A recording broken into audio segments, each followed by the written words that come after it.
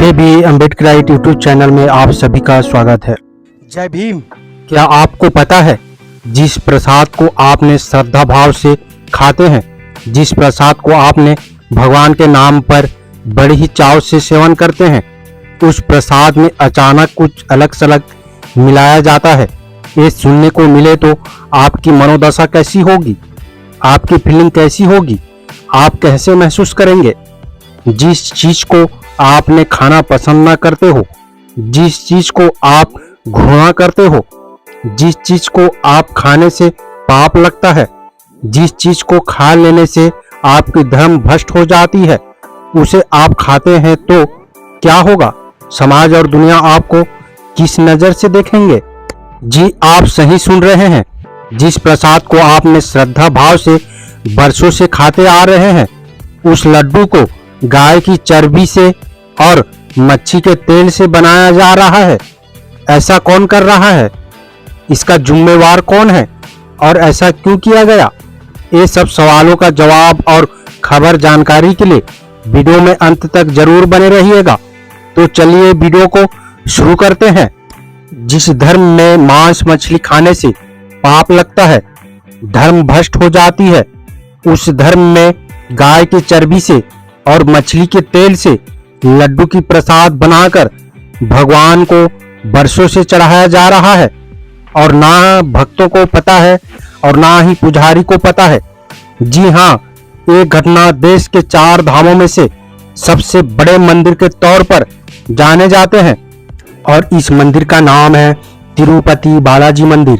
वेंकटेश्वर भगवान विराजमान हैं और इस लड्डू को बरसों से चढ़ाया जा रहा है और इस मंदिर में लगभग 200 ब्राह्मणों ने रसोई की काम करते हैं।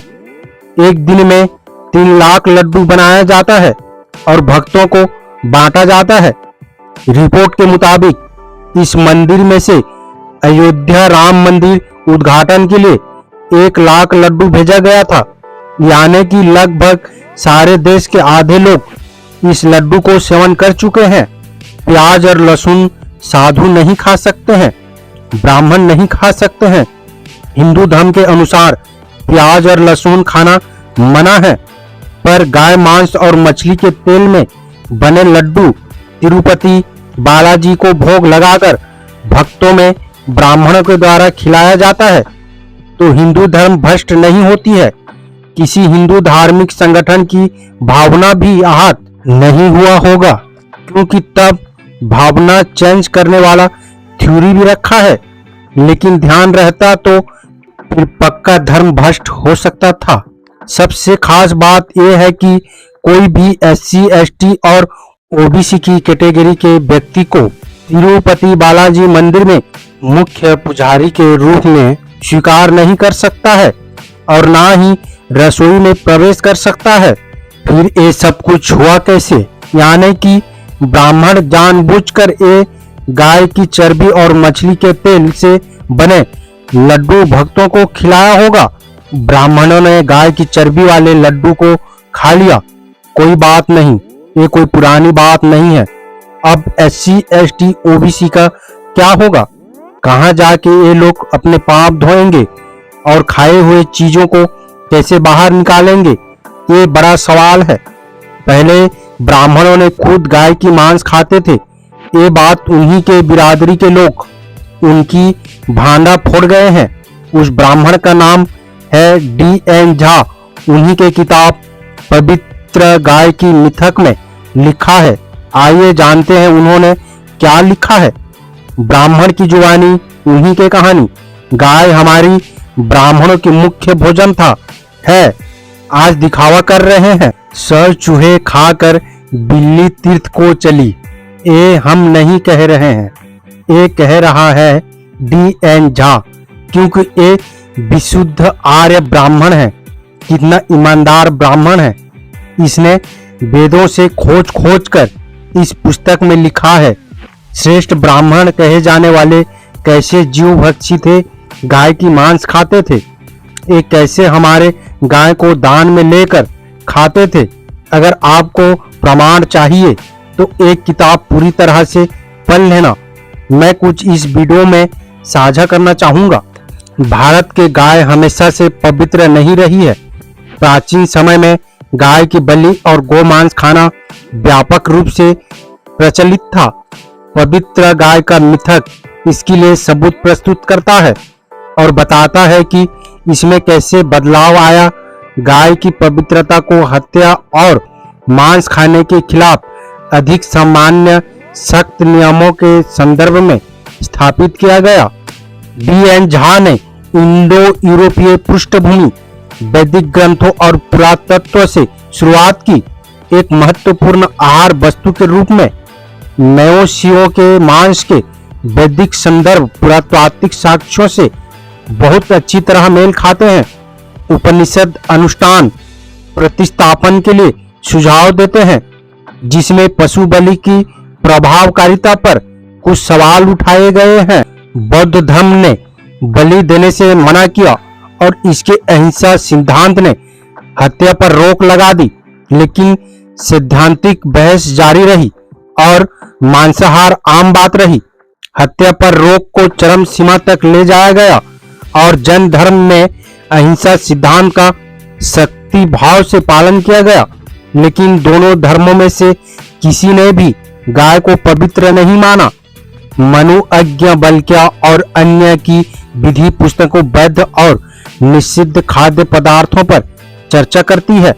मनु भोजन के लिए ऊंट को मारे जाने से छूट देते हैं, लेकिन गाय को एक विशेष अधिकार नहीं देते और सामान्य अनुष्ठान में गाय का वध हत्या नहीं माना जाता। झा महाभारत और रामायण महाकाव्य और चिकित्सा और ज्योतिष ग्रंथों से भी साक्ष्य पर विचार करते हैं।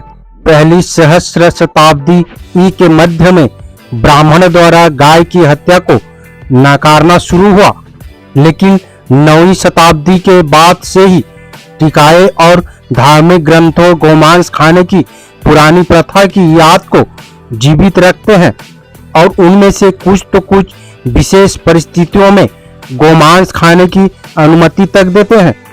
कली युग को पहले के युगों से अलग करना पड़ा। जब शुद्धता और अशुद्धता की बात आती है तो गाय के उत्पादों की शुद्धता और उसके मुंह की अशुद्धता के बीच विरोधाभास था।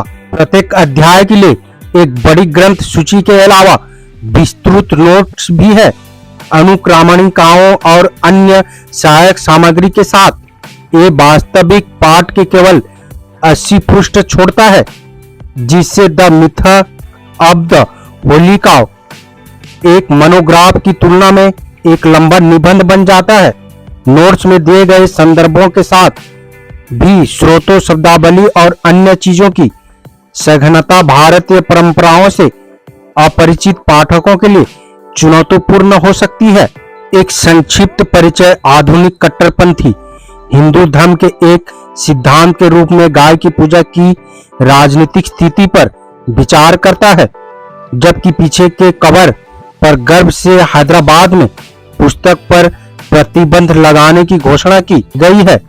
हालांकि the myth of the Holi cow एक वाद विवाद नहीं है, बल्कि दक्षिण एशिया में मांसाहार और गाय के प्रति दृष्टिकोण का एक विद्वतापूर्ण इतिहास है, जो भारतीय राजनीतिक धार्मिक बहसों के संदर्भ से बाहर भी दिलचस्प है और जो आप तिरुपति बालाजी मंदिर को वेंकटेश्वर भगवान की मूर्ति या मंदिर कह रहे हैं और ब्राह्मणों ने हजारों सालों से हमारे भगवान है करके दावा कर रहे हैं और हजारों सालों से कब्जा करके बैठे हुए हैं।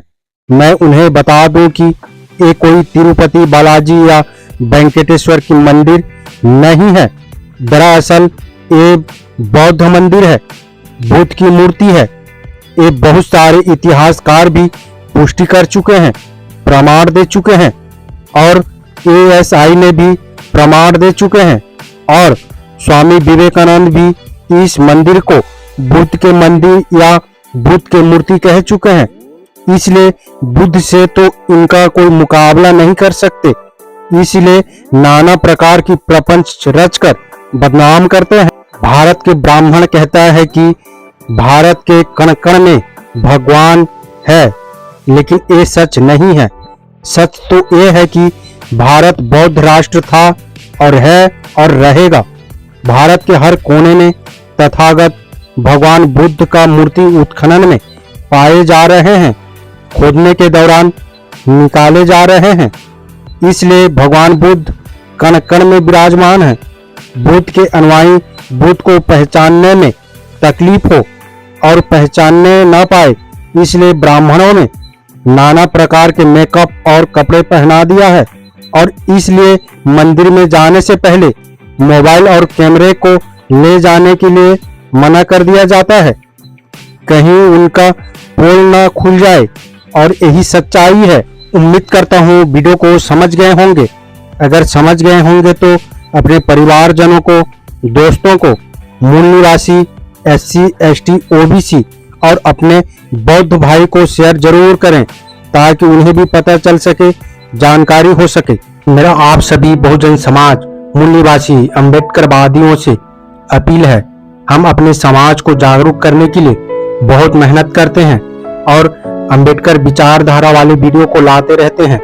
आपकी एक सब्सक्राइब हमारे हौसले को बुलंद कर हमें दोगुनी हौसला प्रदान करता है, मजबूत करता है। इसलिए आप सभी से गुजारिश है कि हमारे चैनल को सब्सक्राइब करके हमें सपोर्ट जरूर करें ताकि हम अगले नए वीडियो डालें तो आप तक नोटिफिकेशन जा सके और कुछ महत्वपूर्ण जानकारी मिल सके। धन्यवाद।